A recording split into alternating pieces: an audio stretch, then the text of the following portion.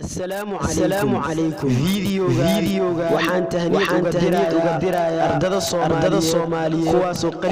qalin jibiyay sanada 2022 waxaan idin leeyahay uhani ikhtitaamikum almarxalati الثانوية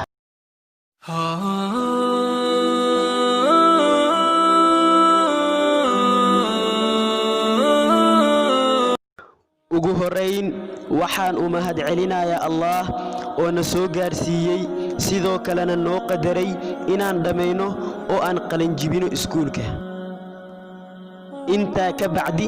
waxaan mahad gaar ah u dirayaa igana mutaystay maamulaha dugsiga hoose dhex sare ee Salaama Ustaad Saad Xintir Umar iyo dhammaan macallimiinta iskuulka oo dhan kuwaasoo juhdi adag iyo dadaal badan u bixiyay si ay mugdiga inooga saaraan iftiinka inoogu saaraan waad mahadsantihiin macallimiinay dhamaantiinba abaalkiin eebe jannatul firdaws al-a'la ha idinkaga yeelo Allahumma aamin sidoo kale waxaan habada fariin u marsiinayaa walaalahayga qaaliga ah oo aan jeclahay kuwaasoo magacyadoodu yihiin Yuusuf Iidow Aadam Muzammil Muqtaar Nuur iyo anigoo ah Umar Maxamed Aadam Nimco Ali Cabdi Xabiib Sid Cali walaalayaal aad iyo aad ayaan idin jeclahay marnaba idinma iloobi doono intaan ifka noolahay insha Allah waxaad ii tihiin xusuus walaal oo aan xiskeyga ka bixaynin inta aan xay ahay oo xiskeygu joogo insha Allah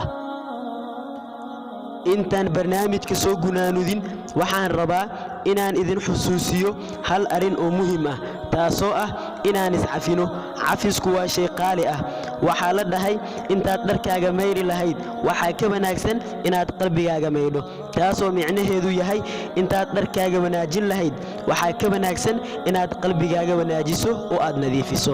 ardada iyo macallimiinta dhammaan aan iscafino insha Allah waxaan idin rajaynayaa bashbash iyo barwaaqo farxad iyo reereen insha Allah wassalaamu calaykum wa rahmatullahi wa barakaatuh